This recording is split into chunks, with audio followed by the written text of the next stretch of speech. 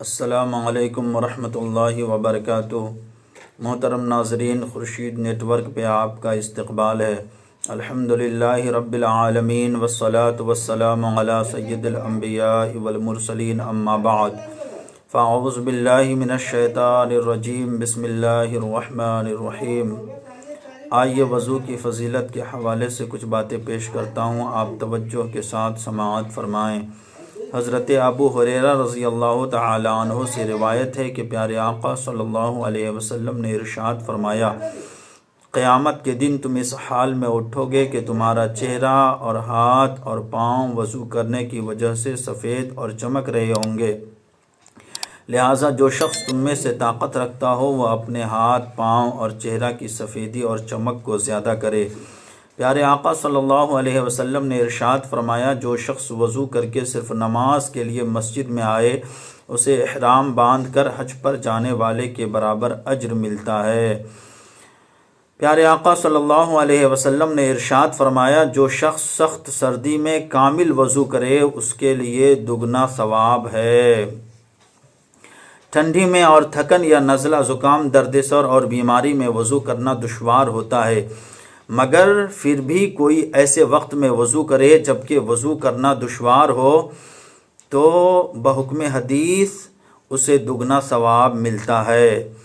حضرت ابو ہریرہ رضی اللہ تعالی عنہ سے مروی ہے کہ پیارے آقا صلی اللہ علیہ وسلم نے ارشاد فرمایا، جب کوئی مومن بندہ وضو کرتا ہے تو جس وقت چہرہ دھوتا ہے تو جیسے ہی چہرہ سے پانی گرتا ہے یا پانی کا آخری قطرہ گرتا ہے تو اس کے وہ گناہ جھڑ جاتے ہیں جو اس نے اپنی آنکھوں سے کیے تھے۔ جب وہ ہاتھ دھوتا ہے تو جیسے ہی ہاتھوں سے پانی کے قطرے گرتے ہیں یا پانی کا آخری قطرہ گرتا ہے تو اس کے وہ گناہ جھڑ جاتے ہیں جو اس نے ہاتھوں سے کیے تھے۔ اور جب وہ اپنے پاؤں کو دھوتا ہے تو جیسے ہی اس کے پاؤں سے پانی گرتا ہے یا پانی کا آخری قطرہ گرتا ہے تو اس کے وہ تمام گناہ جھڑ جاتے ہیں جو اس نے اپنے پاؤں سے کیے تھے، یہاں تک کہ وہ گناہوں سے پاک ہو جاتا ہے۔ سبحان اللہ۔ تو اس حدیث پاک سے معلوم ہوا کہ بندہ مومن جب وضو کرتا ہے تو وضو کے پانی کے ساتھ اس کے گناہ دھل جاتے ہیں۔ اب آئیے گناہ دھلنے کے حوالے سے ایک واقعہ پیش کرتا ہوں، آپ سب توجہ کے ساتھ سماعت فرمائیں۔ حضرت علامہ عبدالوہاب شعرانی رحمۃ اللہ علیہ فرماتے ہیں، ایک مرتبہ امام اعظم ابو حنیفہ رضی اللہ تعالی عنہ کوفہ کی جامع مسجد کے وضو خانے میں وضو بنانے کے لیے تشریف لے گئے تو ایک نوجوان کو وضو بناتے ہوئے دیکھا تو اس سے وضو کے پانی کے قطرے ٹپک رہے تھے۔ آپ نے ارشاد فرمایا، اے بیٹے، ماں باپ کی نافرمانی سے توبہ کر لے۔ اس نے فوراً عرض کی، میں نے توبہ کی۔ ایک اور شخص کے وضو کے پانی کے قطرے ٹپکتے ہوئے دیکھا تو آپ نے فرمایا، اے نوجوان، تو زنا سے توبہ کر لے۔ اس نے فوراً عرض کیا، میں نے زنا سے توبہ کی۔ ایک شخص کے وضو کے قطرات ٹپکتے ہوئے دیکھے تو اس نے فرمایا، شراب پینے اور گانے باجے سننے سے توبہ کر لے۔ اس نے عرض کی، میں نے توبہ کی۔ حضرت امام اعظم ابو حنیفہ رضی اللہ تعالی عنہ پر کشف کے باعث چونکہ لوگوں کے گناہ اور عیوب ظاہر ہو جاتے تھے، لہٰذا آپ رضی اللہ تعالی عنہ نے اللہ کی بارگاہ میں اس کشف کے ختم ہو جانے کی دعا مانگی۔ اللہ تعالی نے دعا قبول فرما لی، جس سے امام اعظم ابو حنیفہ رحمۃ اللہ علیہ کو وضو کرنے والوں کے گناہ جھڑنے نظر آنا بند ہو گئے۔ پیارے آقا صلی اللہ علیہ وسلم نے ارشاد فرمایا، جو شخص وضو کے شروع میں بسم اللہ الرحمن الرحیم نہیں پڑھا تو اس کا وضو کامل نہیں۔ پیارے آقا صلی اللہ علیہ وسلم نے ارشاد فرمایا، جس نے بسم اللہ کہہ کر وضو کیا اس کا سر سے پاؤں تک سارا جسم پاک ہو گیا، اور جس نے بغیر بسم اللہ کہے وضو کیا اس کا اتنا ہی بدن پاک ہوگا جتنے پر پانی گزرا۔ پیارے آقا صلی اللہ علیہ وسلم نے ارشاد فرمایا، اے ابو ہریرہ، جب تم وضو کرو تو بسم اللہ والحمدللہ کہہ لیا کرو۔ جب تک تمہارا وضو باقی رہے گا اس وقت تک تمہارے فرشتے یعنی کرامن کاتبین تمہارے لیے نیکیاں لکھتے رہیں گے۔ اب آئیے جو حدیث پاک پیش کرنے جا رہا ہوں اس میں وضو بنانے کا طریقہ بھی بتایا گیا ہے، آپ توجہ سے سماعت فرمائیں۔ حضرت عثمان غنی رضی اللہ تعالی عنہ کے خادم حمران بیان فرماتے ہیں کہ حضرت عثمان غنی رضی اللہ تعالی عنہ نے وضو کے لیے پانی منگوایا اور وضو کرنا شروع کیا۔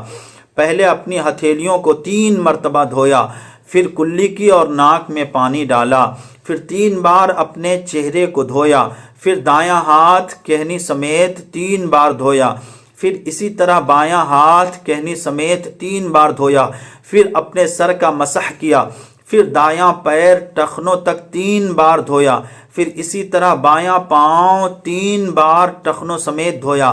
پھر انہوں نے کہا، جس طرح میں نے وضو کیا ہے اسی طرح میں نے رسول پاک صلی اللہ علیہ وسلم کو وضو کرتے ہوئے دیکھا۔ وضو کرنے کے بعد رسول پاک صلی اللہ علیہ وسلم نے فرمایا، جو شخص میرے اس طریقہ کے مطابق وضو کرے، پھر بغیر ادھر ادھر کا خیال کیے پوری توجہ کے ساتھ 2 رکعت نفل نماز پڑھے تو اس کے تمام پچھلے گناہ معاف کر دیے جاتے ہیں۔ سبحان اللہ، ماشاء اللہ۔ حضرت بریدہ رضی اللہ تعالی عنہ بیان کرتے ہیں کہ ایک صبح حضور اکرم صلی اللہ علیہ وسلم نے حضرت بلال کو بلایا اور فرمایا، اے بلال، کس عمل کی وجہ سے تم گزشتہ رات جنت میں میرے آگے آگے چل رہے تھے؟ میں نے جنت میں اپنے آگے تمہارے جوتوں کی آہٹ سنی ہے۔ حضرت بلال رضی اللہ تعالی عنہ نے کہا، یا رسول اللہ، میں جب بھی وضو کرتا ہوں تو 2 رکعت نماز پڑھ لیا کرتا ہوں، اور جب بھی میرا وضو ٹوٹ جاتا ہے تو میں اسی وقت وضو کر لیتا ہوں۔ تو پیارے آقا صلی اللہ علیہ وسلم نے ارشاد فرمایا، اسی وجہ سے میں نے جنت میں تمہارے قدموں کی آہٹ سنی ہے۔ سبحان اللہ، ماشاء اللہ۔ تو آپ کوشش کریں کہ ہمیشہ ہر وقت وضو کی حالت میں رہیں۔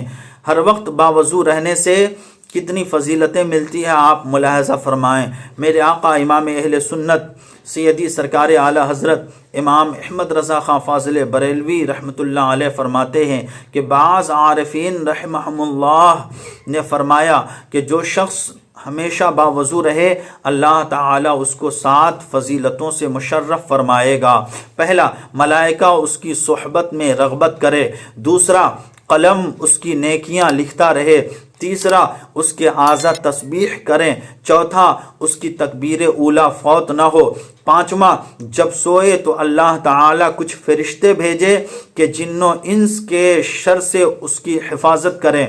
چھٹا، سکرات موت اس پر آسان ہو۔ ساتواں، جب تک باوضو رہے امان الہی میں رہے۔ وضو کرنے کے بعد آپ یہ دعا پڑھیں، اللہم اجعلنی من التوابین وجعلنی من المتطہرین۔ حضرت عمر ابن خطاب رضی اللہ تعالی عنہ بیان فرماتے ہیں کہ پیارے آقا صلی اللہ علیہ وسلم نے ارشاد فرمایا، جو شخص اچھی طرح وضو کرے پھر یہ کہے، اشہد اللہ الہ الا اللہ و اشہد ان محمدًا عبدہ و رسولہ، تو اس کے لیے جنت کے 8 دروازے کھول دیے جاتے ہیں کہ جس دروازے سے چاہے وہ جنت میں داخل ہو جائے، کیونکہ ملک الموت جس بندے کی روح حالت وضو میں قبض کرتے ہیں اس کے لیے شہادت لکھ دی جاتی ہے۔ سبحان اللہ، ماشاء اللہ۔ تو کوشش کریں کہ آپ ہمیشہ وضو کی حالت میں رہیں۔ حدیث پاک میں ہے کہ جو وضو کرنے کے بعد 1 مرتبہ سورہ قدر یعنی انا انزلناہ فی لیلۃ القدر یہ پوری سورت پڑھے تو وہ صدیقین میں سے ہے، اور جو 2 مرتبہ پڑھے وہ شہداء میں شمار کیا جائے گا، اور جو 3 مرتبہ پڑھے تو اللہ تعالی میدان حشر میں اسے اپنے انبیاء کے ساتھ رکھے گا۔ جو شخص وضو کے بعد آسمان کی طرف دیکھ کر 1 مرتبہ سورہ قدر یعنی انا انزلناہ فی لیلۃ القدر پڑھ لے، انشاءاللہ عز و جل اس کی نظر کبھی کمزور نہ ہوگی۔ تو اللہ تعالی ہم کو، آپ کو، سب کو ہمیشہ باوضو رہنے کی توفیق عطا فرمائے، آمین ثم آمین۔ اگر آپ کو یہ ویڈیو پسند آیا ہو تو ویڈیو کو لائک کریں، شیئر کریں، اور یوٹیوب پہ خورشید نیٹ ورک چینل کو سبسکرائب کریں۔